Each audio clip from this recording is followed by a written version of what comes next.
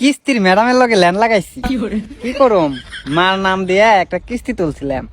ওখান কাম কইরে কিস্তি দিতে দিতে একবারে ফেপড়া মেপড়া বেড়ে জায়গা কিস্তি আর দিয়ে হারি না, ধার দেনা কইরে মনে করেন বিধি কিস্তা করে হালাইছি।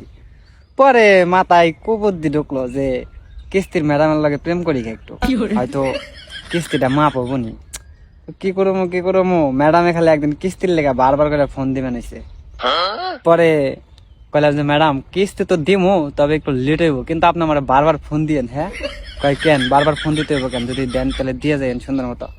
আমি কই না, আপনি ফোন দিলে আমার ভাল লাগে, আপনার যে সুন্দর কণ্ঠ, এই কণ্ঠ শুনবার মন চায়। আর যখন কিস্তি দিমু তখন কিন্তু আপনি আবার অন্য কাউরে পাঠায়েন না। কয় কি কইতেছেন এইগুলা? আমি কইলাম আরে আপনার দেখতে আমার ভাল লাগে, সেই ভাল লাগে, এতদিন কিছু কই নাই, আজকে কই দিলাম, কি লেগে জানি ভাল লাগতেছে না, ভাবতাছি যে ময়রা দাঙ্গা মনে হয়। পরে কয় আচ্ছা কিস্তি দিন ভদ্রলোকের মতো। আমি কই হ্যাঁ কিস্তি দিমুনি। যখন কিস্তির লেগাইছে তখন কইছি যাক, খুশি হইলাম যে আপনি আইছেন, আপনারা না দেখলে আমার খালি পরানটা ছটফট করে। পরে কইলাম যে আজকে অফিস টাইম শেষ হইলে বাসায় যে একটু ফোন দেন, গল্প সল্প করুন নেই। কয় কেন তো ফোন দিতে হইব কেন? আমি কই আরে দিতে কইছি দিয়েন, সমস্যা নাই। পরে অফিস শেষ করে বাসায় যে ফোন দিছে, কয় যে কি সমস্যা কি আপনার, বলেন কি হয়েছে।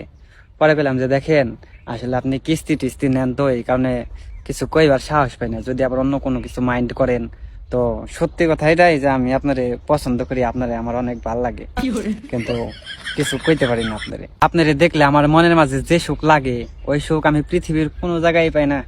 আর আপনার চোখ কি কম, একবারে হরিণের মতো চাহনি, দেখলে এই মনের মাঝে কিছু একটা হয়, ওটা আপনার আমি বুঝিয়ে কইয়া পারলাম না। পরে ম্যাডামে কয় ও আচ্ছা তাই নাকি, আপনারা আবার কি মনে করছেন যে ম্যাডামে পড়ে যাবো গা?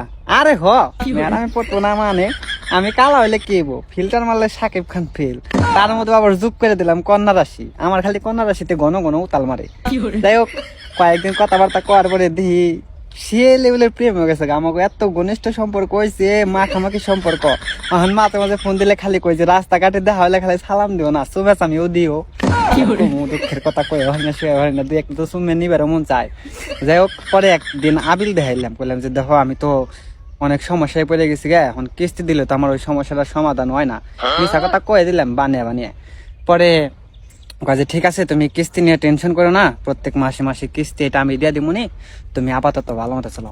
এটাই তো চাইছিলে যে কিস্তি রেখালে মা পই, এখন এই কিস্তি যখন শেষ হয়ে যাবো তখন কমু যে শুনো আমাকে তো বিয়ার সাথে করান লাগবো, এমনি করে আর কয়দিন থাকমু। আর এই কাম কাজ করে তো দিশা মিশা পাওয়া যায় না, কোল কিনারা পাওয়া যায় না, তাহলে বিদেশ যাবো। এখন বিদেশ যাওয়ার লেগে তো এক টাকাও ক্যাশ নাই, যদি 4-5 লাখ টাকা লোন নিয়ে দিতে তাহলে মনে করো কোন রকম দাঁতে কামড় দিয়ে আমি বিদেশ পৌঁছি হারলে। তারপরে মনে করো কিস্তি কুস্তিও শেষ দিয়ে দিলাম, তোমার বিয়াও করে হারাইলাম। আচ্ছা ঠিক আছে এটা শেষ হোক, একবারে লাইন আইছে খালি মতে মতে কিস্তিটা শেষ হইলে 5 লাখ টাকা লোন নিয়ে যাবো গা বিদেশে।